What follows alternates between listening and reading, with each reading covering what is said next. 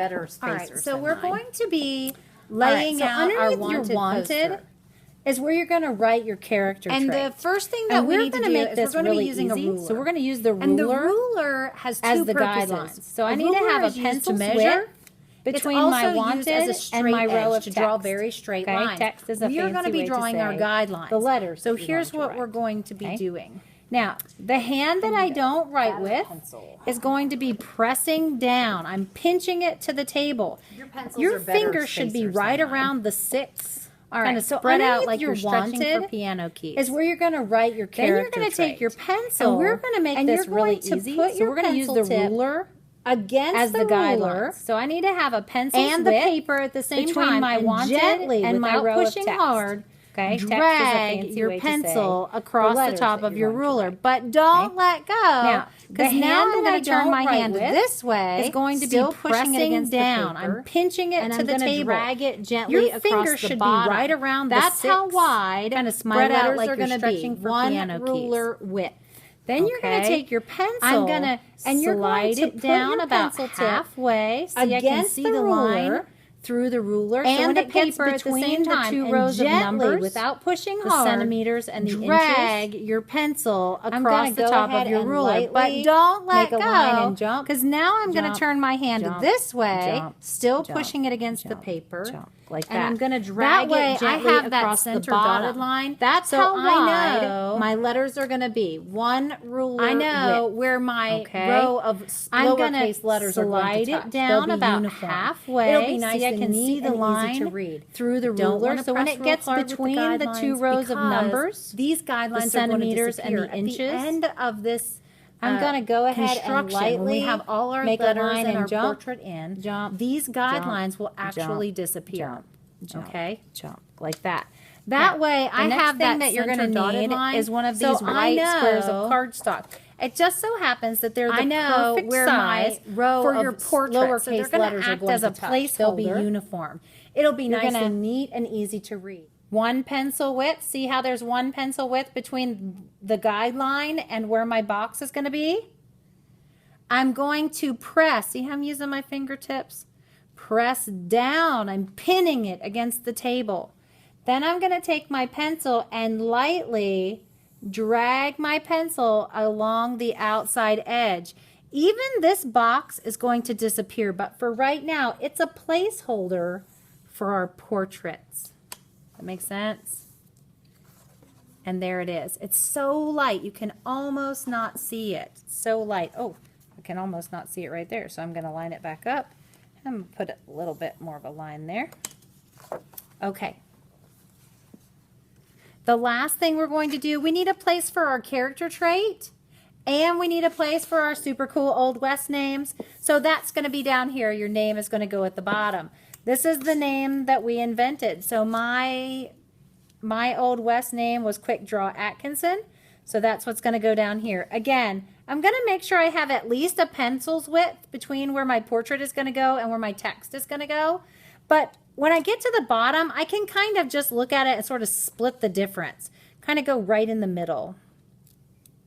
Again, if I make sure that my middle finger is usually around the 6, somewhere around in there, I'm going to have a nice tight snug pin on my ruler. If I hold it over here, when I go to draw this line, my ruler is going to slide down. Okay? So you got to have it right, you need to pin it right in the middle. Try to get it as straight as you can.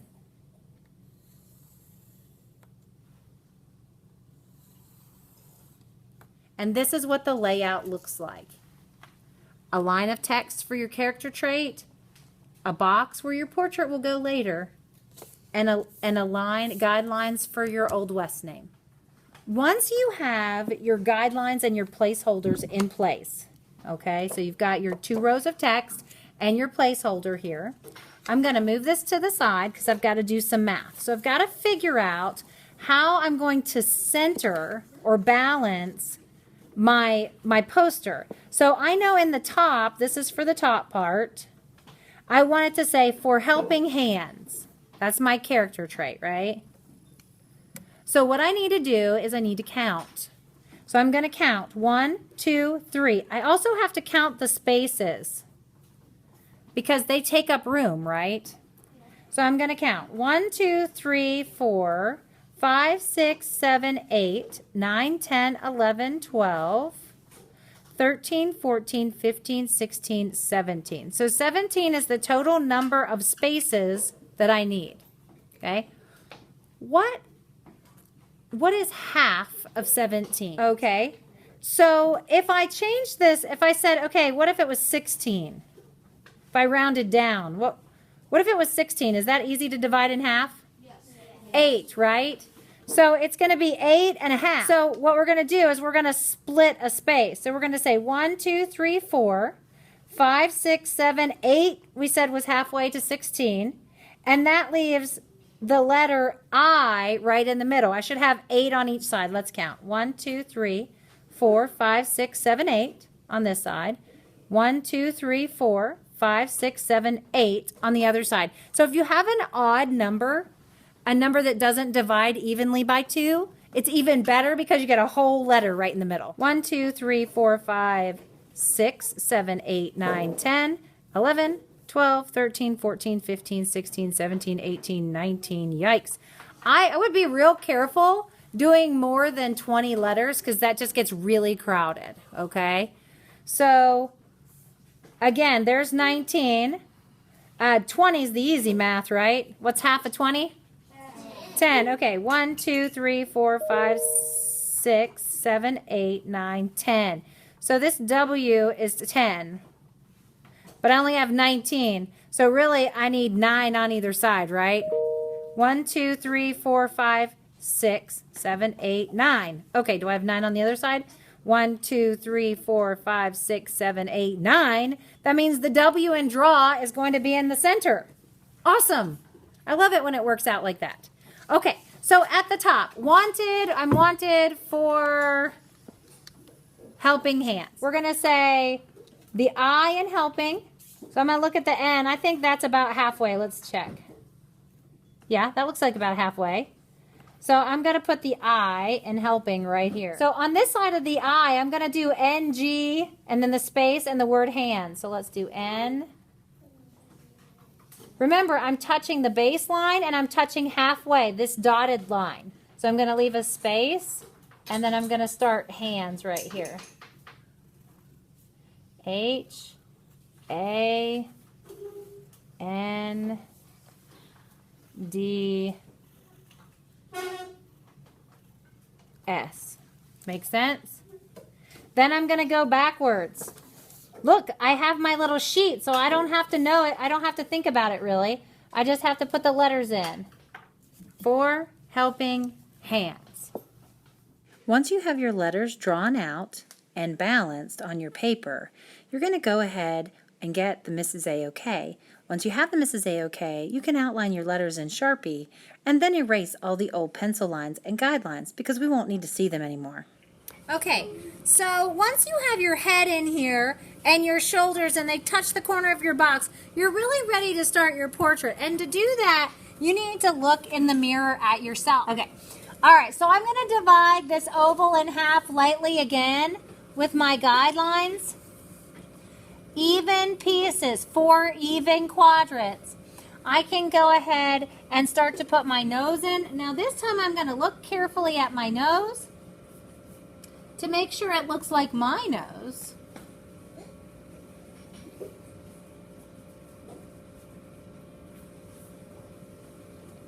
And I'm going to draw the nose that I see.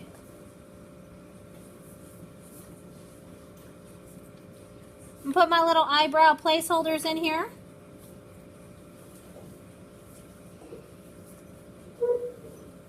They might have to move later. I'm going to go ahead and draw my eyes in right on the line. They're actually sitting on the line.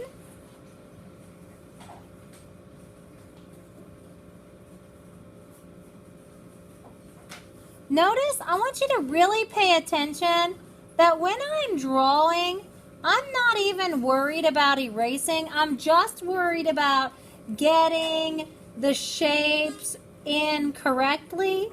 And if it's not quite right, I just correct it with my pencil, and later I can go back and fine tune it and erase the parts that need erasing.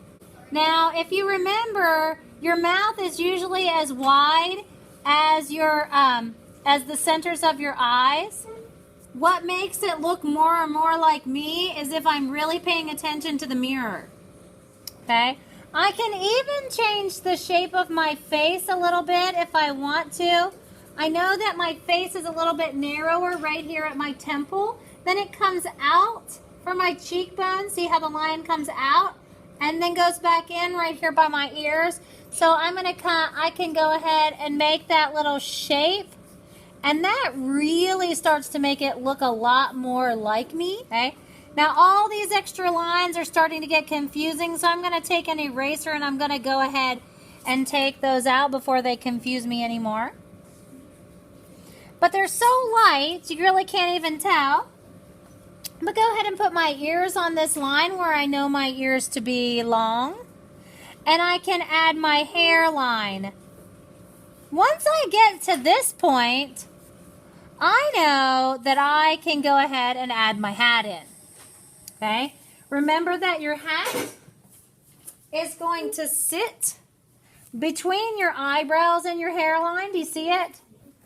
It sits between, this one's really too big for me, but it sits between your eyebrows and your hairline. See that? That's where it hits me. Whoa. So I'm going to come down here.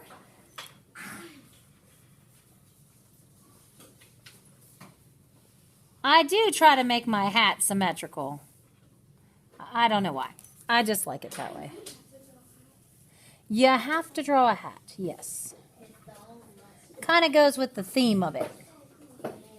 Now, the other trick that I'll give you is that your hat, the top of your hat, needs to be as wide as the top of your oval. Okay? Once you get all that in there, a good idea of something to do is to kind of come back and erase some of these guidelines and get them out of your way so you can kind of see, oh yeah, okay, my hat band is going to be in here, and then this is going to be the edge of my hat. This is the back of my hat back here behind my ears. And then this little part right here, this is the part where my hair is, okay? So if I'm going to draw my hair like it was when I was wearing my hat, you're going to see my hair coming down to my ears where it was pinned down by the hat, and then you're going to see some hair come out this way.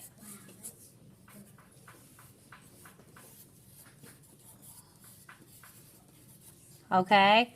I can go ahead and add, I think for this one, I'm going to add one of those, you know, those high collars that the ladies would wear.